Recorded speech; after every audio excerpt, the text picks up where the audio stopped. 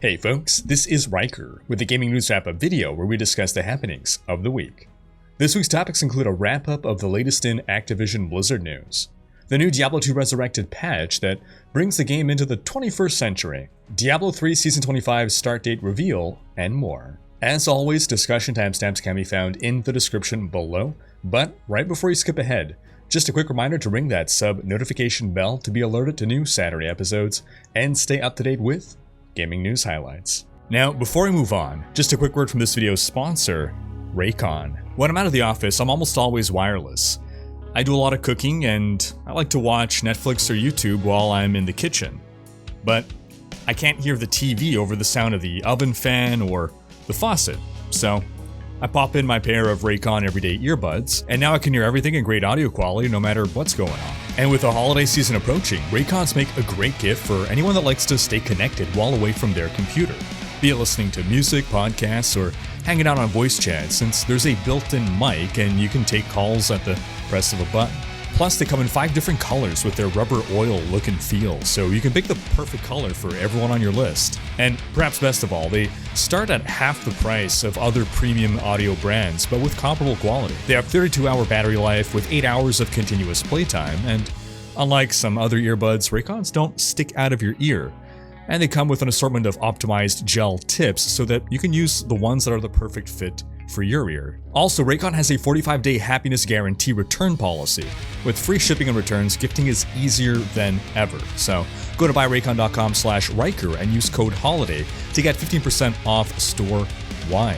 And click the link in the description below. That's buyraycon.com/RHYKKER and use code HOLIDAY to get 15% off site-wide. In our first story, PC gaming is doing great. Steam has recently once again beat its online concurrent users record with over 27 million users online at once. The previous record was set in April at 26.9 million, and 2020 had a peak of about 18 million. The numbers have been growing rapidly since the start of the pandemic, and it was only a decade ago that Steam's peak numbers were around 4.8 million. I remember a time when all the gaming journalism outlets were talking about the death of PC gaming. You know, this was around the era of the Xbox 360 and the PS3, I think. But it had been going on for several years. And as a fervent PC gamer for the past 20 to 25 years, it's great to see that the reports of PC gaming's death were greatly exaggerated. My dad set me on a path to become a PC gamer, and I've never looked back. In other Valve news, a Steam Deck dev kit prototype is ready for testing. They'll be shipping out dev kits to devs very soon, and while the final product will have some minor changes beyond this design, they want it to begin testing their packaging design. Full release to consumers still expected in February. In Activision Blizzard news, following up on a previous story of developer John Yang leaving Blizzard after a year and a half as lead systems designer on an unannounced project, he just announced this week that he is joining Bungie as a senior design lead on an unannounced game.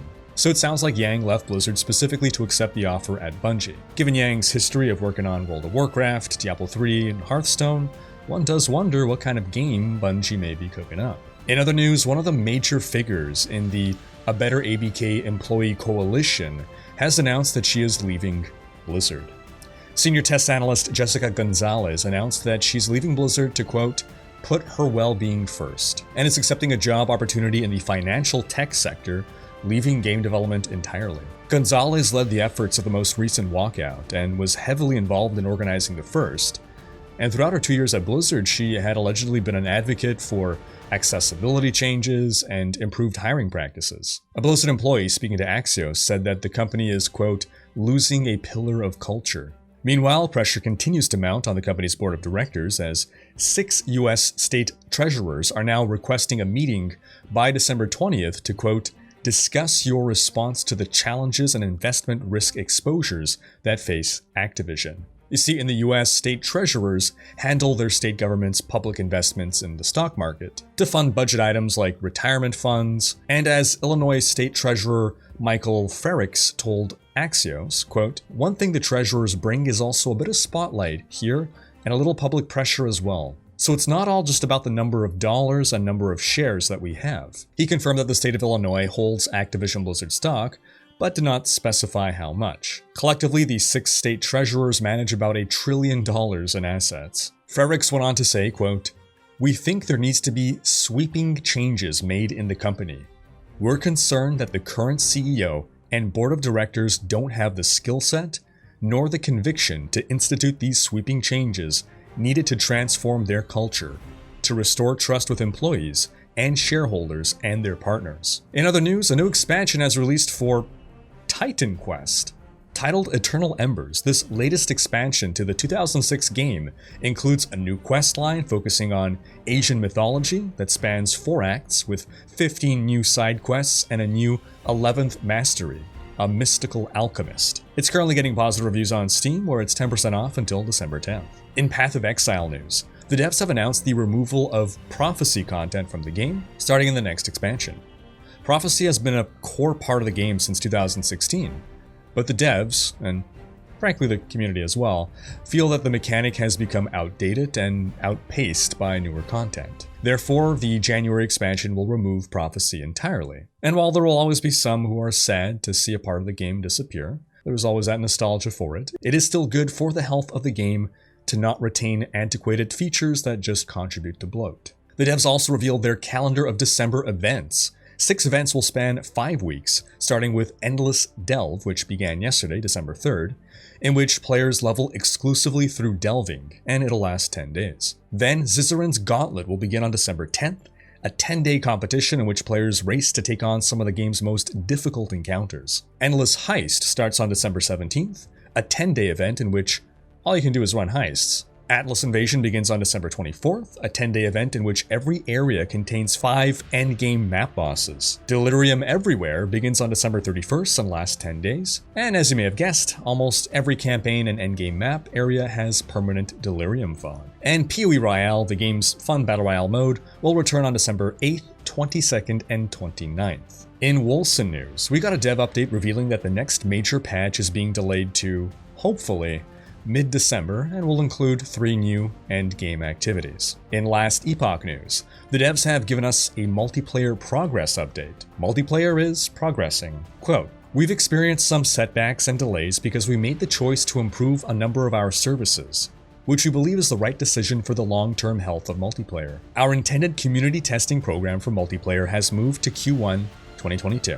Getting multiplayer right is so incredibly important that it doesn't matter how much they have to delay the game. Releasing the game with broken multiplayer can kill it before it even has a chance to live, so they're doing the right thing here." The devs also provided a glimpse at some new unique items coming with the Eternal Legends update, and revealed the new models for the Mage and Acolyte classes. In Lost Ark news, the devs revealed that when the game launches in the West in early 2022, the Sorceress, which was the newest class added to the Eastern version, will be available to all players, replacing the Summoner in their starting class lineup. The Summoner will instead come at a later point. Now, Lost Ark will have 15 classes at launch, and it seems like it was part of an agreement between Amazon Games, the Western publisher, and Smilegate RPG, the original publisher, that the Western release has no more than 15 classes at launch, with the rest releasing in future updates. The devs also stated, quote, "This won't be our only update in December. Stay tuned for more news later this month." This sounds like we may be getting a release date reveal soon. Now, one Redditor, Melancholic12345, alleges that he saw